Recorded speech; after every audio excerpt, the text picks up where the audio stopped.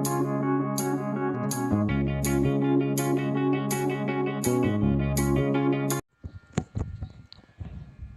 Students, स्वागत आप सभी का जीएस बायोलॉजी क्लासेस के अंदर। मैं जसविंदर सिंह। आज हम चर्चा करेंगे क्लास 12th बायोलॉजी के chapter first reproduction in organism की। तो सबसे पहले बात करते हैं रिप्रोडक्शन या जनन होता क्या है। तो जनन, जनकों के द्वारा संतान उत्पन्न करने की प्रक्रिया को हम क्या बोलते हैं? जनन कहते हैं। जनक मतलब माता पिता या पेरेंट्स आ जाएंगे। फिर इसकी दूसरी डेफिनेशन दे रखी है कि प्रत्येक जीव अपने ही समान नया जीव उत्पन्न करता है और उसके नया जीव उत्पन्न करने की क्रिया को हम जनन कहते हैं। अब जनन की आवश्यकता क्यों पड़ी? तो किसी भी जाति की निरंतरता को या उस जाति को अपनी संख्या को पृथ्वी के ऊपर लगातार बनाए रखने के लिए जनन की आवश्यकता पड़ती है। जनन की सहायता से ही वो अपनी पीढ़ी को लगातार या अपनी संख्या को लगातार बनाए रखता है। और जनन की जो दूसरी मेन कारण है वो हो जाएगा विभिन्नताओं का उत्पादन। जनन के द्वारा ही क्या होता है, किसी भी जाति या किसी भी समष्टि के अंदर नए नए गुण प्रवेश करते हैं। फिर इसके बाद बात करते हैं जीवन अवधि क्या होती है। जीवन अवधि किसी भी जीव का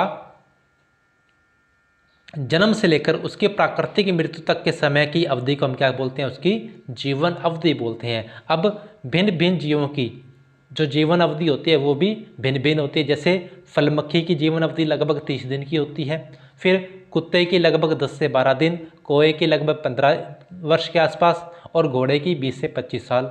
इसके अलावा कछुआ लगभग 100 से लेकर 150 वर्ष तक जीवित रह सकता है। मगरमच्छ और हाथी लगभग 60 से 80 साल के आसपास इसकी औसत आयु होती है। ध्यान में रखना, जीवन अवधि क्या होगी? जन्म से लेकर उसकी प्राकृतिक मृत्यु तक, ये पूरे के पूरी औसत को क्या बोलेंगे? अपने उसका जीवन काल बोलेंगे। अब बात करते हैं जनन के प्रकार की, टाइप्स ऑफ रिप्रोडक्शन।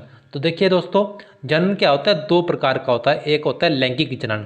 लैंगिक जनन के अंदर क्या होता है? मेल और फीमेल 2 तरह के रिप्रोडक्टिव ऑर्गन पार्ट लेते हैं और युग्मकों का निर्माण करते हैं। और दोनों युग्मक मिलकर क्या करेंगे? अगली पीढ़ी का या युग्मक का निर्माण करेंगे। जबकि अलैंगिक जनन क्या होता है?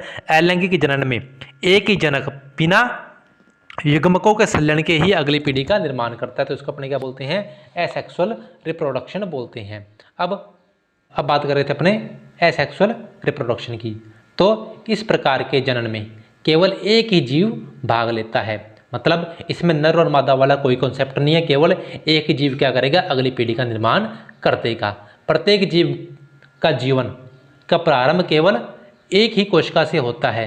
और यदि यह कोशिका या यह एक कोशिका एक ही जनक के द्वारा प्रदान की गई है तो उसको अपने क्या बोलेंगे? अलैंगिक जनन बोलेंगे। या फिर अलैंगिक जनन से बनी संतति आपस में क्या होती है? क्लोन होती है। अर्थात जो नए जीव उत्पन्न होगा वो अपने जनक का हूबहू कॉपी होगा या आनुवंशिकी और आकारिकी रूप से क्या होगा? समान होगा। जनक के आनुवंशिकी और आकारिकी रूप में जब संतति समान होती है तो उसके इस गुण को अपने क्या बोलेंगे? क्लोन बोलेंगे। और ये क्वेश्चन लगातार पेपर्स के अंदर पूछा जाता है।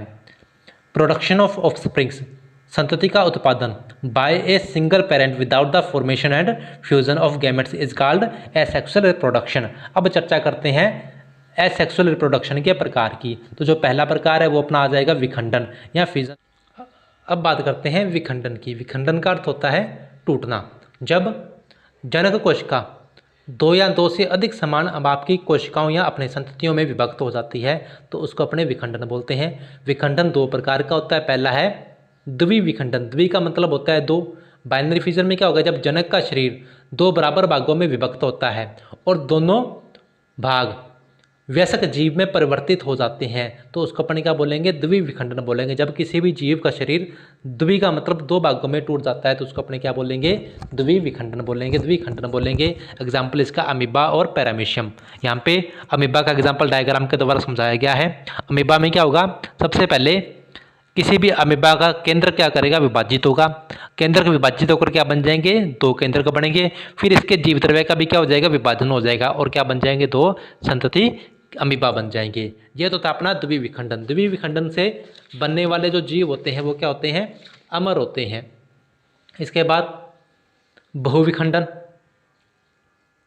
यह जनन क्या होता है? प्रतिकूल इन्वायरमेंट के अंदर होता है। प्रतिकूल इन्वायरमेंट में क्या हो जाएगा? या तो भूख अपने भोजन की कमी हो सकती है, पानी की कमी हो सकती है, या फिर गर्मी बहुत अधिक हो जाना या सर्दी बहुत अधिक हो जाना, किसी भी प्रतिकूल इन्वायरमेंट में बहुविखंडन की प्रक्रिया होगी। इसमें एक जनक से अनेक संततियां उत्पन्न होती हैं, एग्जाम्पल है इसका प्लाज्मोडियम। फिर इसी के अंदर एक क्वेश्चन आता है पुट्टी भवन या इंसेस्टेशन क्या होता है। तो प्रतिकूल इन्वायरमेंट में अमीबा क्या करता है, अपने चारों ओर एक त्रिस्तरीय कठोर सुरक्षात्मक आवरण का निर्माण करता है, जिसको अपने पुट्टी या सिस्ट कहते हैं। इस क्रिया को पुट्टी भवन भी कहा जाता है।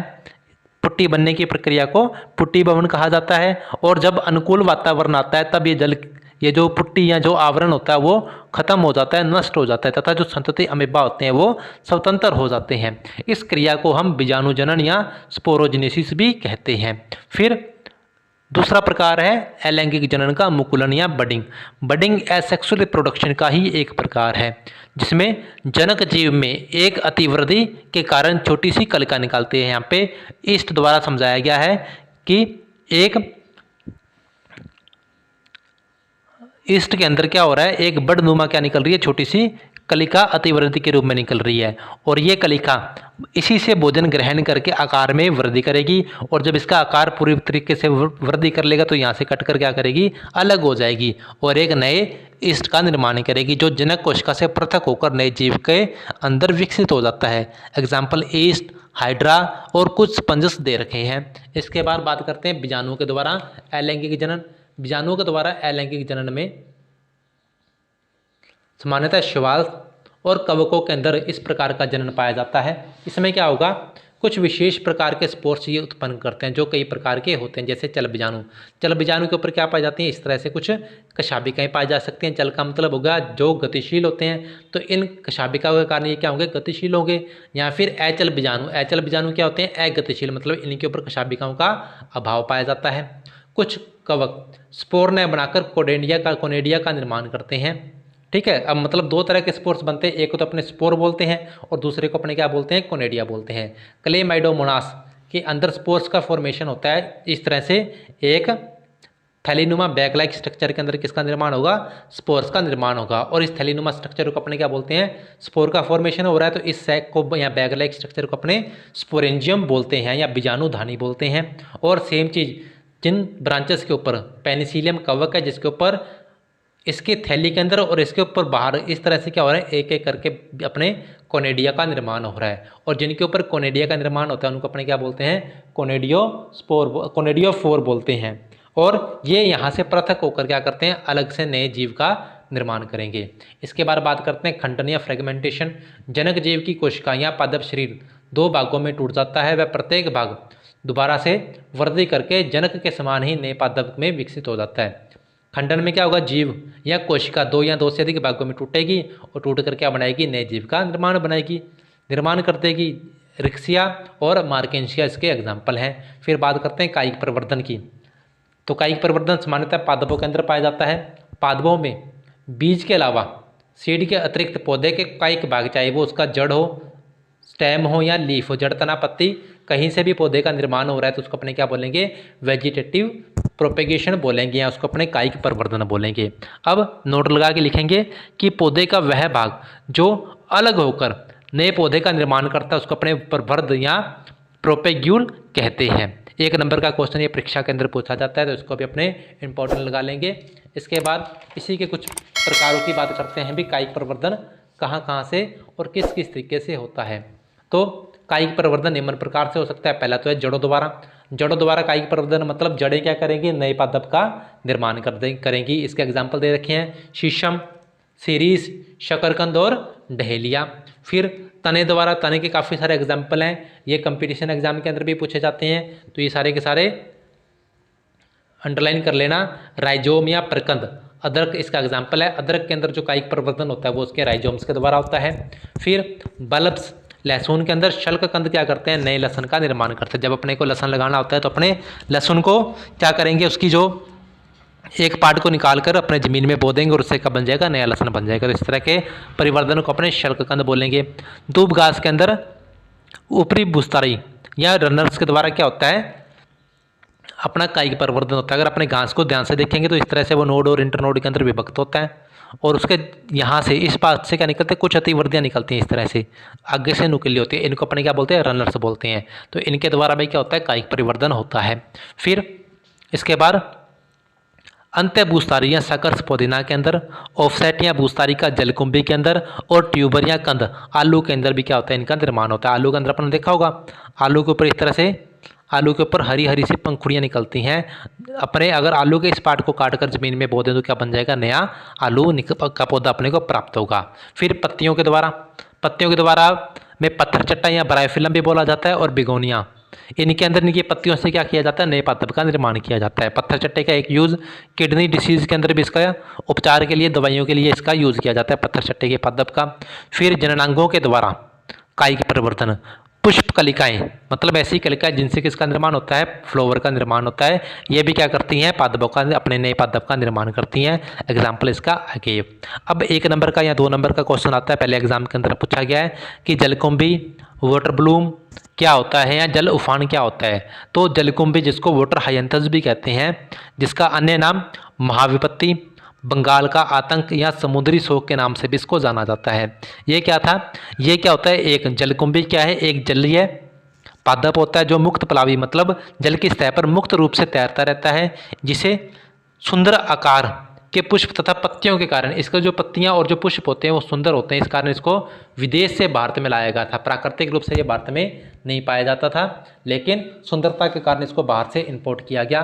किंतु इसमें क्या हुआ, भारत आने के बाद इसके अंदर कायिक जनन बहुत अधिक तीव्र गति से हुआ, क्योंकि इसको एनवायरनमेंट यहाँ पे इसके लिए अनुकूल मिल गया। तो उसने क्या किया, जलाशयों के अंदर बहुत तीव्र गति से क्या की, कायिक वृद्धि की, जिसके कारण जलाशयों की पूरी सतह इन पादपों से ढक गई। ठीक है, अगर पादप की ऊपर वाली लेयर मान लो ये कोई जलाशय है, और इसकी अपर लेयर के ऊपर क्या हो गया, जलकुंभी ने पूरा का पूरा ढक लिया, तो यहाँ से ना तो कोई प्रकाश अंदर जाएगा और ना ही बाहर से कोई ऑक्सीजन जाएगी, और जो इस प्लांट की जड़ें हैं वो भी क्या करेंगे, ऑक्सीजन को सोख लेंगी। तो इसके अंदर जो जलीय जीव हैं उनको ना तो प्रकाश मिलेगा, जलीय पौधों को ना तो प्रकाश मिलेगा, तो बिना प्रकाश संश्लेषण के वो मर जाएंगे, और जलीय पादपों और जलीय जंतुओं को क्या नहीं मिलेगा, मछलियाँ वगैरह का क्या नहीं मिलेगा, ऑक्सीजन व प्रकाश नहीं मिलेगा, जिससे वो क्या हो जाएंगी, मर जाएंगी। इसके अलावा वाष्पोत्सर्जन के कारण जलाशय का पानी भी क्या हो जाएगा, कम हो जाएगा, और अंत में वो सूख जाएगा। तो इससे क्या होगा, एक तो जलीय जीव जंतु मर जाएंगे, दूसरा वो जल भी क्या हो जाएगा, प्रदूषित हो जाएगा, और इसको अपने जल उफान या वाटर ब्लूम भी बोला जाता है। इसके कारण कभी कभी क्या होता है, बड़ी बड़ी नदियों के ऊपर जो पुल बने होते हैं वो टूट जाते हैं, नहरों के पुल या नहरों के जो किनारे होते हैं, पटड़े होते हैं, वो टूट जाते हैं। अब बात करते हैं इंपॉर्टेंस ऑफ एसेक्सुअल रिप्रोडक्शन, अलैंगिक जनन का महत्व। जिन पौधों के अंदर बीजों का निर्माण नहीं होता, यहाँ बीजों का निर्माण बहुत कम होता है, या बीज क्या होते हैं, आगे परिवर्तन करने की क्षमता नहीं रखते, उनमें अलैंगिक जनन की विधि द्वारा क्या किया जाता है, वृद्धि की जाती है, जैसे आलू, गन्ना, केला, प्याज आदि। फिर कायिक जनन लैंगिक जनन की तुलना में तीव्र गति से होता है, इसमें नई संतति जनक के समान ही होती है, अर्थात क्लोन होती है। फिर इस विधि द्वारा उत्पन्न पौधों की जीवन क्षमता भी क्या होती है, लैंगिक विधि से उत्पन्न पौधों की तुलना में अधिक होती है। आनुवंशिक लक्षण अधिक समय तक संरक्षित रहते हैं, क्योंकि आगे से एक पीढ़ी से दूसरी पीढ़ी में एक जैसे पौधे मिलते हैं, अपने को समान मिलते हैं, तो उनके आनुवंशिक गुण भी क्या रहेंगे, समान ही रहेंगे। फिर कम समय में अपने को अधिक पौधे प्राप्त होते हैं। इसी के साथ अलैंगिक जनन खत्म हुआ। नेक्स्ट क्लास में अपन चर्चा करेंगे इसी चैप्टर के दूसरा टॉपिक लैंगिक जनन की। धन्यवाद। चैनल को लाइक कीजिए, सब्सक्राइब कीजिए, ताकि आपको अगले क्लास का नोटिफिकेशन मिल जाए। धन्यवाद।